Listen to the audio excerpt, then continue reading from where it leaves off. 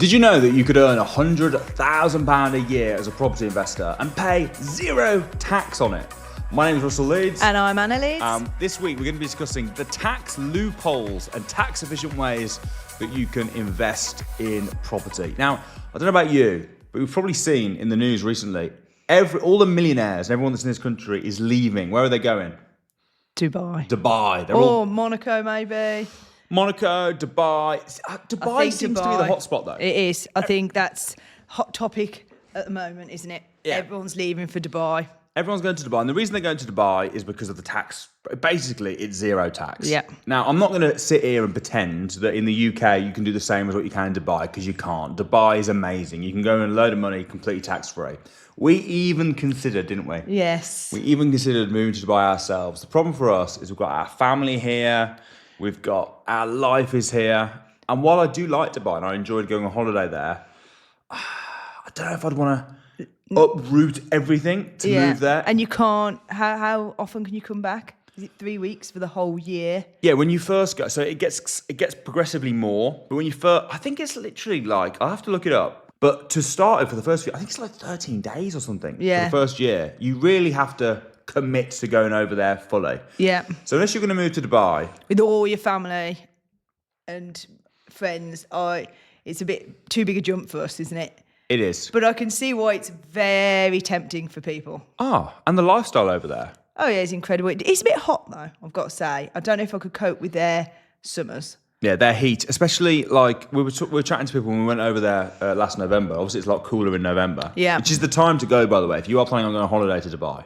I would go November. not in the summer. And they were saying they have to respray their cars every year because it gets so hot the paint melts. Yeah, it's crazy, isn't it? Can you imagine that? Yeah, that's too hot for me. It's ridiculous. It is hot. It is hot. However, while moving to Dubai or Monaco might be the most tax-efficient way to make money in property, there are still loads of ways that you can make a lot of money and you can save a lot of money on tax with tax loopholes that are perfectly legal here in the UK. And we're going to go through some of them right now. So why don't we kick things off? This is one of my favourite ways to make tax-free money here in the UK. You can do this right now. It's particularly good if you're doing like a BRR type strategy, Yes. but it works even if you're just holding property for the long term. So let me give you an example. Let's say I bought a property for £200,000.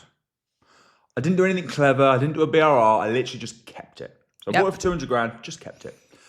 5 years later, it was now worth 300 grand. Yep. Very possible, very Yeah. feasible, very. That's the sort of thing that would happen, right? Now, I've got an option now. If I want to get my money out, I could sell it. Now, if I sell it and I make 100 grand profit, do I pay tax on that 100 grand, yes or no?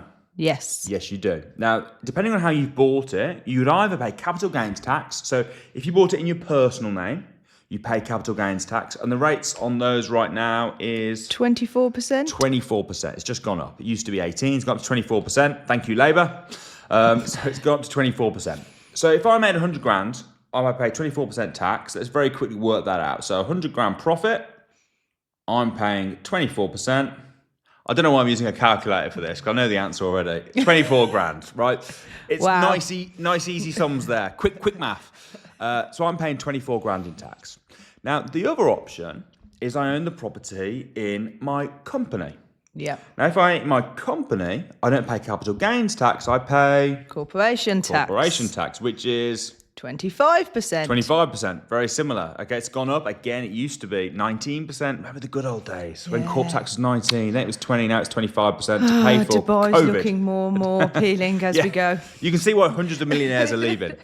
So I don't need a calculator for this because my maths is just bang, bang, quick, right? 25% of 100 grand don't. is...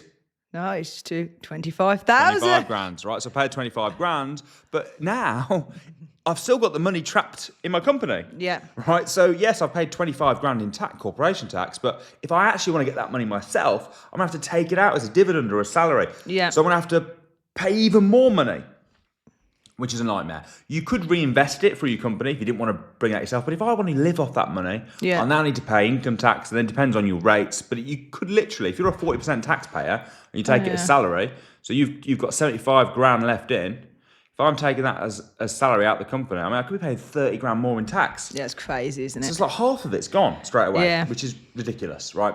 So you want to avoid this. So what you do instead is rather than selling the property, you refinance the property. So you get a new mortgage on your property. Now, let's say when you bought it for 200, typically what you put down 25% Yeah. deposit on a buy-to-let property, 25%.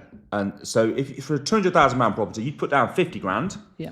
So you've got a 50 grand stake right there, and 150 grand of it would be mortgage. Yeah. Right. So let's assume this was an interest-only mortgage. I'd still have 150 grand sitting on the mortgage. So the property is now worth 300 grand. Right. Yep. So what they would do is they'd give me a new mortgage at 75%. So 0.75. So they give me a new mortgage for 225 grand. But the first thing we'd have to do is pay off my 150 grand mortgage that was already there. Okay. So what would actually happen is I'd get 75 grand in cash after the refinance. Yeah. Does that make sense? But guess how much tax I have to pay on that 70 grand, 75 grand? Nothing. Yeah. That's brilliant, isn't it? So 75 grand, but tax free. Tax free. And the reason is because technically it's debt. Yeah. Technically you're getting a loan against your property. You don't pay tax on debt. Yeah. Right? So refinancing your property. Now think about it. If you had like 10 properties, every time they go up in value, just pull the money out. Pull the money out. You could be pulling out money all the time. Yeah. Right? Because they're going up in value all the time. So you could continually be pulling money out. This could literally fund your lifestyle. If you just pulled out 75 grand, 100 grand, what would you spend it on right now? Anna Leeds, go. Oh, I don't know. I'd probably... You'd find a way, I know that. I would, but I probably would reinvest it. Probably reinvest it. Yeah, I would. Do some more BRs. Yeah. It's the way to go, really, isn't it? Is the way to go. And then you've got more properties that are going to value. Yeah. I agree. I would probably reinvest it as well. I thought you were going to say something stupid like a yacht. It was between that and travel the world, but... Travel the world. I went with... Travel to Dubai and then go, why don't I just live here and get to do this all the basically. time tax-free? It doesn't make any sense. All right, so there you go. That's the first thing. So this is one of my favourite ways to pull money out tax-free. You can do this again and again and again. Now, the other thing you want to be doing is you want to be looking at smart ways, making sure that you're claiming all the costs. If you're spending stuff anyway, you might as well be claiming it back off your tax bill, right? Oh, yeah, definitely. And this is off your rental income and things like that. So why don't you give us a couple of examples of some of the stuff that you can claim back? Repairs and maintenance on your properties. Yeah. You can claim back. So you can deduct repair costs. So for example, if your boiler breaks, right, you can claim that back. You can't do things like add an extension and claim that back as tax-deductible expense until you sell it. But repair costs and maintenance costs that you're going as and when. That's a great way. So to make sure you keep a track of it, because it's so easy, isn't it, just to pay it and then not remember? Yeah. Oh, yeah. I think you have to be really on top of it.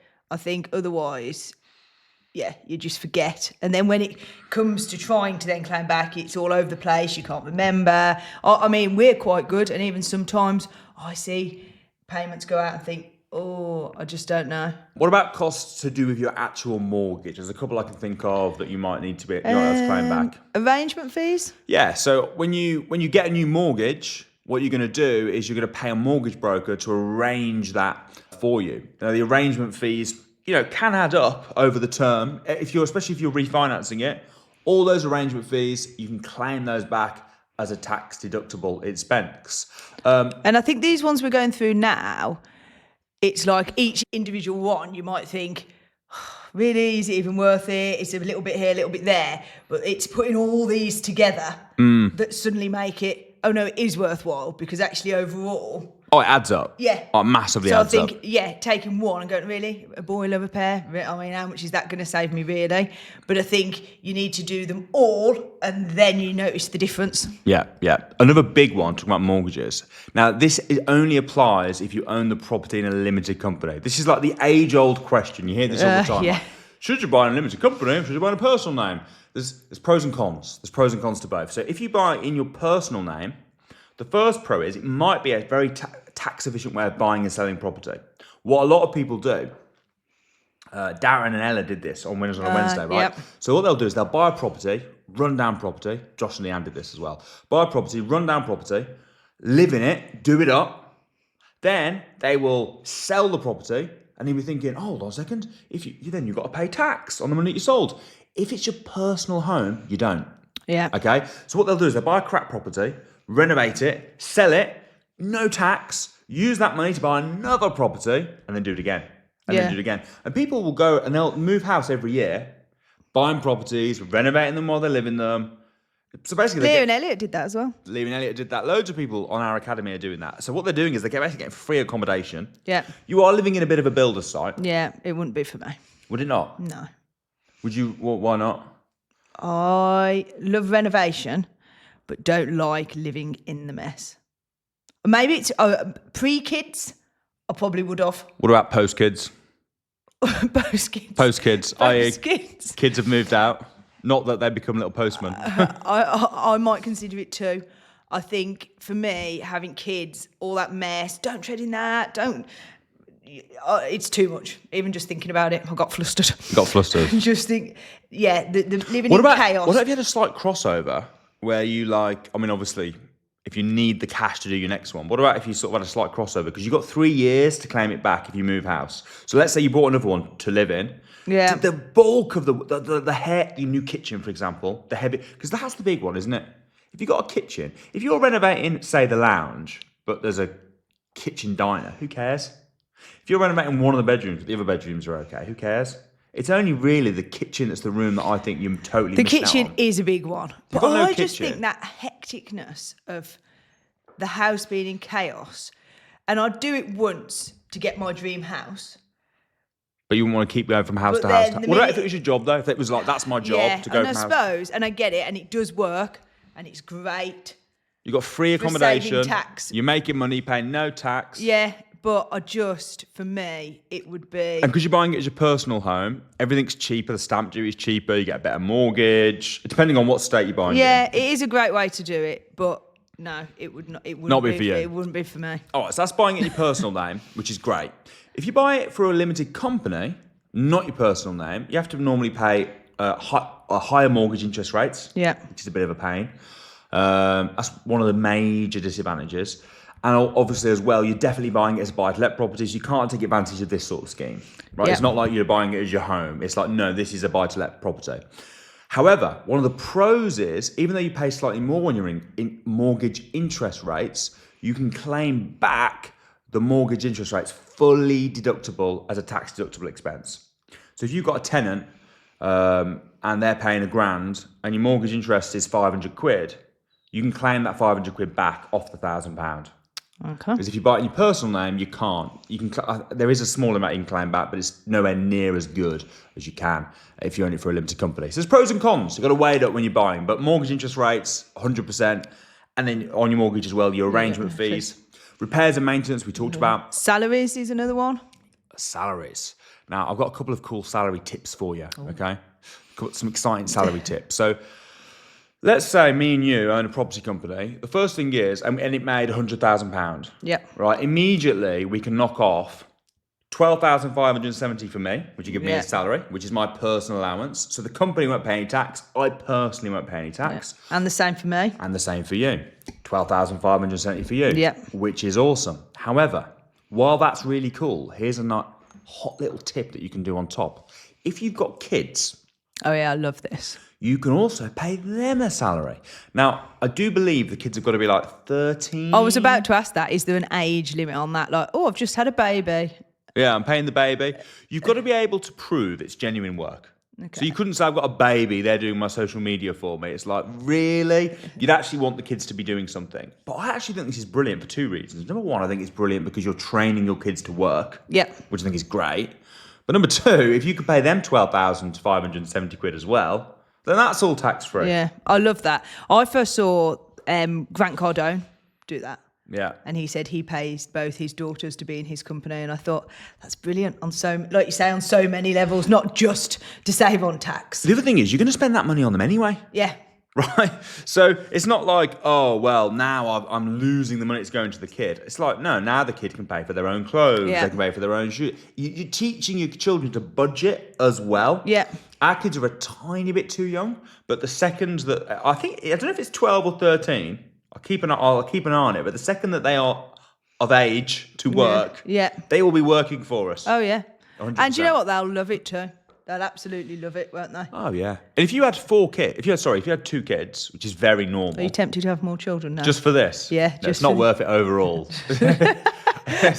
No, it's still a no. It'll save us on tax, but not that much tax. I thought I was going to get you there on a tax deduction. Yeah. Well, I've got 20 kids now. I literally don't pay any tax. But I do have to live in a 100-bedroom house. But if you had 2 kids, though, so there's us 2 kids, that's 50 grand of your 100 grand, bang, gone, without even worrying about the mortgage interest, the arrangement fees, the repairs and maintenance, all the other stuff that you are going to pay, that you can claim back as well. It's not going to be very long till your 100 grand is all used up. Yeah. Right? You've also got dividend allowance, so alongside your salaries, so you can claim a small amount. It is quite small now. I think it's like a couple of grand, 2 grand or something. Okay, so but not tax-free as Yeah. well, which is really useful. But again, all adds up. It does. It does all add up. All right. I've got another one. Go on. Because we used to definitely use this back in the day. Home office expenses. And I think this is even better these days because everyone works from home, don't they, really? Yeah. Back in the day, it was like most people went into an office, but nowadays everyone works from home, so everyone needs a home office. Yep. So you can sort of claim a proportion of your household bills for office use. So your gas, electricity, the proportion. I think it's the size of your office versus the rest of the house. Yeah. That percentage you can claim back. I think you can do it on a flat rate or use it as a proportion of your household bills. And I think usually the flat rate is not amazing. I think it's like 300 quid a year, something like that. You'll probably get a lot more if you actually work it out properly. But yeah, home office expenses, and obviously anything to do with the office, your computers, your phones, all go through the business, all stuff that you would spend anyway. No one's not going to have a phone. No. But it's a genuine business expense. What about if you're letting agent fees?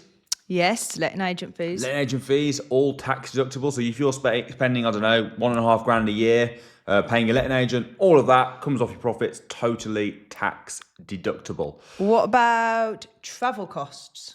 Travel costs is a good one. Travel costs are a really good one. So you can deduct any travel expenses, going to property viewings, going to networking events. Yeah, this is great for property investors. Yeah. Going up and down the country. I mean, we were talking to Jeremy, weren't we, a few weeks ago on the podcast, and the amount of miles he used to do back in the day, doing property viewings, all of that, tax deductible. And if you're going, like, for example, we recently did a business retreat, and we did it in France. Yeah. So we had to travel there, so all that's tax deductible. Rubbing that in because I didn't go. I'm just rubbing it in, yeah. I'm just on your business trip. My business trip. Lovely. You can come on. Thanks. That was great. Got to go all the way to France, sunny France, snowing actually, but France anyway. Very nice, but nice and tax deductible. Nice and tax deductible. So yeah, your travel costs. I mean, you don't need to go on holidays anymore. Just we've literally we'll talk about France. Fine. I had a business meeting yesterday in the Peak District. Yeah. Right. So and obviously you had to come as my PA. Obviously. So we got to go up to the Peak District, a couple of days there, do my business meeting, all the hotels, the travel, all tax deducted. It's actually a very productive meeting. Yeah, no, and it was. And like you work together. You can't just, you have to be slightly careful, I feel, on these things to not absolutely take the mickey. Because I think they do cotton on if they think, oh wow, I travel the world to go and do property viewings, and I think you've kind of got to back it up to a point. You can't. And the thing is, you don't want to get like eyes upon you, do you? So you want to do it within reasonable limits of how many business meetings all over the world would you actually go to. Yeah, it's got to be reasonable. If you've got 2 properties in Lichfield. Yeah. And it's like, well, what exactly are you doing over in Australia all the time then? Like, so I think you've got, but I think at the same time, there's loads of other ways, especially with travel. So moving on to the next point, another tax deductible expense is training, getting yourself trained. Now this you can also use with travel, going to training courses. Now these you can do all over the world. Yeah. Now, just the key as well for training, because training, so for example, people that sign up for our academy. Yes. Right? That is a tax deductible expense. Yep. So it's a year of mentorship, training events, one-on-one mentoring, coaching, networking, all that sort of stuff, right? It's 11,995, But if you put that as tax deductible expense, it probably works out more like, I don't know, 8 grand. Yeah. Right? Because it's the amount of money that you save doing it like that. The only thing I would say is the very first training that you do. So let's say you don't run a property business and you go, right, I want to start a property business and I need to get trained. The very first training that you do isn't tax deductible. I did know that. But I'm not sure what the logic is behind that. Why is that the case? So the logic is, if you look at the examples on HMRC website, they'll say, let's say I ran a window cleaning business, and I was like, do you know what I want to do? I want to start a taxi business, but I don't even have a driving. No, that might be a bad example. Because I don't know what training you'd need for that. Okay, but say you just suddenly thought, I want to be an accountant. I want to be an accountant, yeah. So the first sort of training that you did to become an accountant wouldn't be tax deductible, because what they're saying is that's almost your startup cost. That's getting yourself ready. What is tax deductible is once you've done your first training and right, I'm ready now, anything that enhances your knowledge is tax deductible, but it's not the beginning thing. So a lot of people, we do a crash course for £1. Yeah. So that's the beginning thing. If you come on the crash course, I'll put a link, by the way, in the bio. We'd love to come along. Full day of training. It's your first lot of training. You can't claim that back as a tax deductible expense if you've not done any other training, because that's your entry level training. Yeah. But it's £1. You're probably losing 20p. After that, anything on top, you then can claim. Yes. So if you then go on to do further training, for example, we do a 4-day bundle where you can learn all about service accommodation, rent to rent, HMOs. That's 1995. If you come along to that, after the crash course, because it's now additional training, you're okay. Yes. So that now would then work out at like 1,300 or something, because you're claiming it back. Yeah, and are they not bothered about that? Now you've explained. So that basically, because they think you're going to do your main lot of training at first, get qualified, and then additional training. Do they not check into that and look? As long as you can show that you've done a previous training, you're okay. You're okay. Yeah. So you can claim that back as a tax deductible. That's brilliant expense. then, because I think you always want to be, even when you feel like you know a lot about a subject. Property, it changes all the time. There's kind of no end to the amount you can learn, and the training, and even personal development courses. So I think to be able to claim that back as tax deductible, I think because also it's amazing. It's investing in yourself, and you want to be a student. I want to be a student for life. I always want to be learning stuff, improving myself, getting better, and as well, if you're doing training all over the place, it's quite fun. Yeah. If you go into we went to we did some training with Grant Cardone in Miami. We get to go out to Miami, meet Grant Cardone. It's all tax deductible. Yeah. All the food, the hotels, the travel, everything. Yeah, it's brilliant. Tax deductible. So we've been all saying traveling the world. We have been all over the world. We've been to Amsterdam, been to India, Spain. been to America, all training courses. We really should look into one in Australia, shouldn't we? Really? A training course, we should. Training course. Anyone's got any recommendations for a good training course in Australia? That'd be nice. Yeah, training courses abroad. Let us know. Tell you another big one as well.